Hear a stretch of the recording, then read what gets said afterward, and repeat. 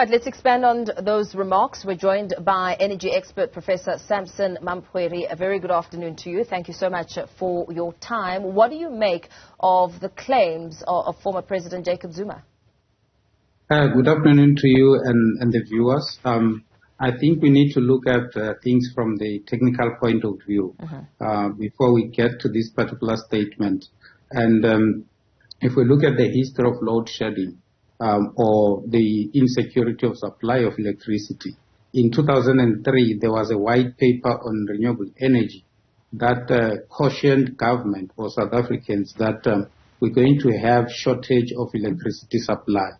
And that was because government had gone on a widespread kind of electrification program, which was necessary, very necessary at that particular point, and is still necessary today. Now, what happened was government's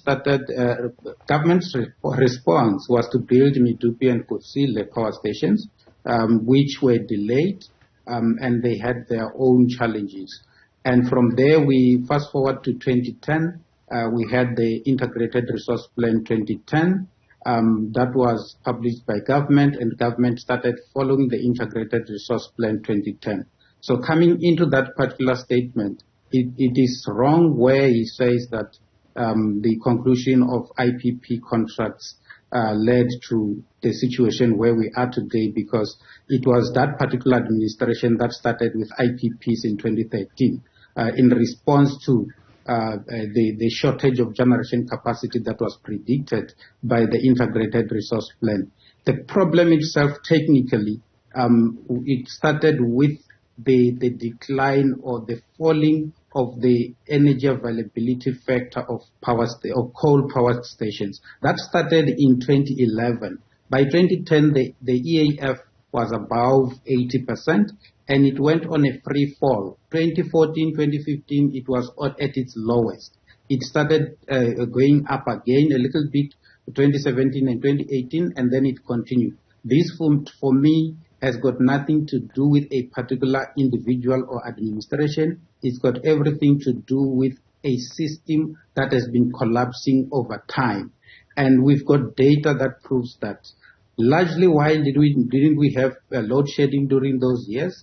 It was because if you look at the Integrated Resource Plan 2010, it projected that the economy will grow and we will use more electricity. The economy contracted, we used less electricity. Those graphs are there in the Integrated Resource Plan.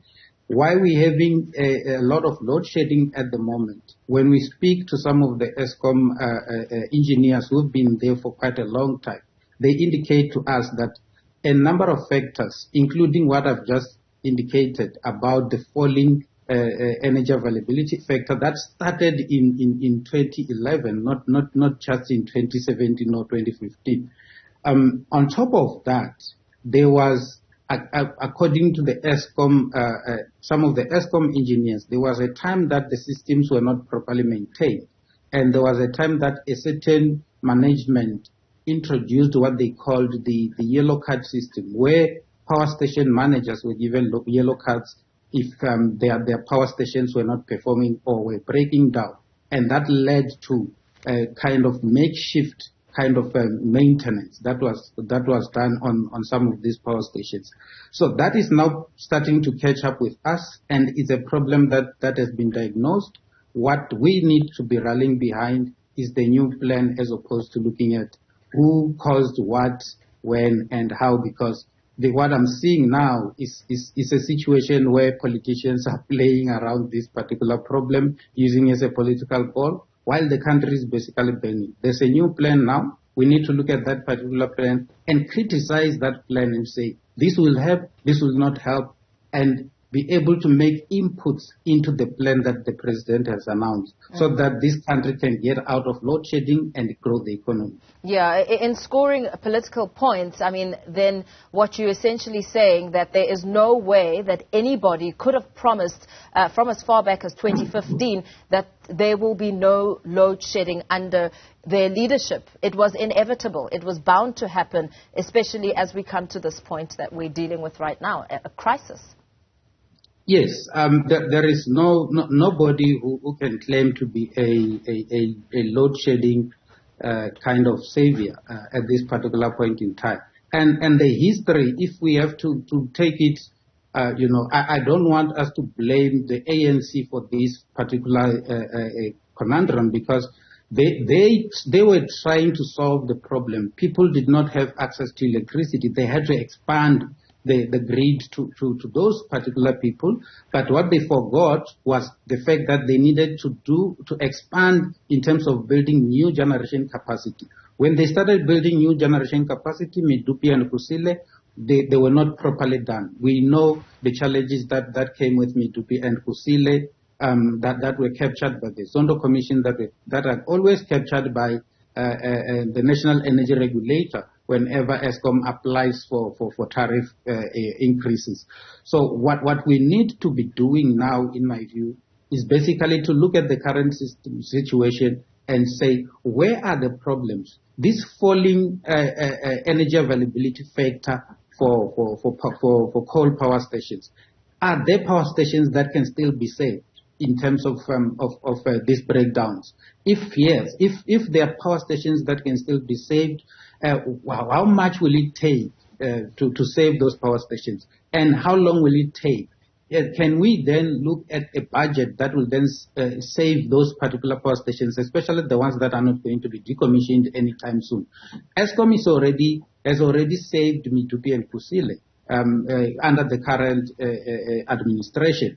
They have solved the design flaws that came with some of the challenges in the past administration, which, for me, we shouldn't be dwelling on. We should be looking at what is it that we need to do going forward. We need new generation capacity. The 27 projects that the former president mentioned, they were necessary, and they were within his own plan, because the Integrated Resource Plan 2010 was his plan. They were within the provision of his own plan. It was the implementation of the country's energy plan. That is the plan that we need to focus on, because it's a plan that it's a social compact. It goes to NEDLEC, and the whole country agrees on that particular plan. As we speak, we've got the Integrated Resource Plan 2019. We need to implement that particular plan. It is being revised at the moment.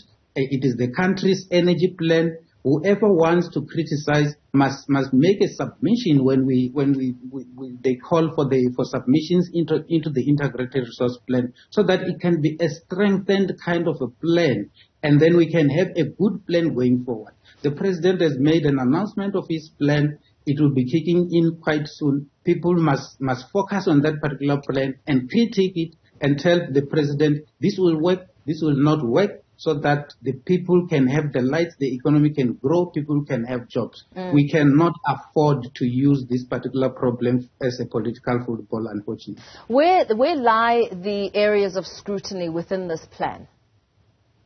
So the plan itself is out in public. The president has announced a number of measures. Some of them are mid-term measures, some of them are short-term measures.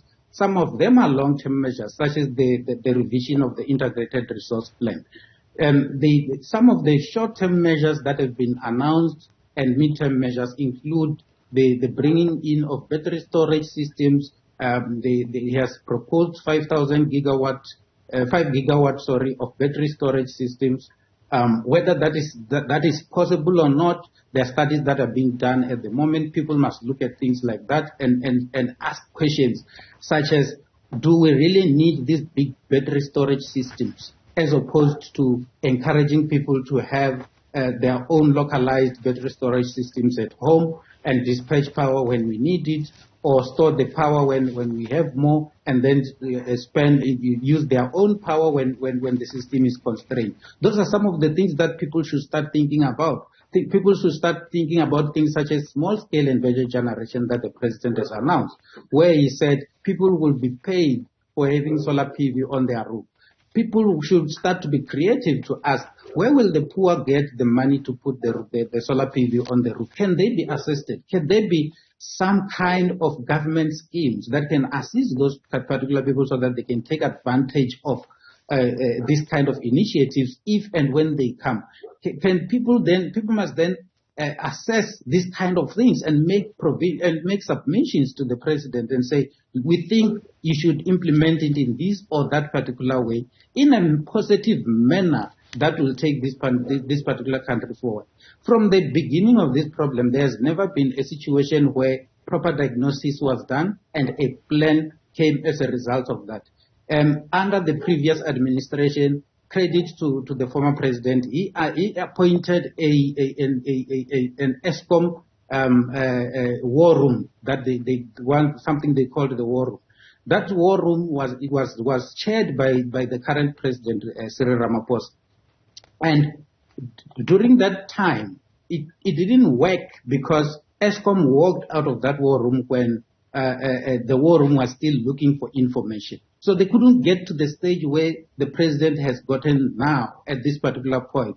At this particular point, the president has done his thorough analysis and he came up with a plan. He put it out in public and he said to all of us, look at this, tell us whether it will work or not. As academics, we are working with him. We are working closely with him, critiquing some of the things using empirical data. We are running some models and things like that and making a kind of progressive impulse into the plan, because this is quite important. It's very important that we have security of energy supply in the country.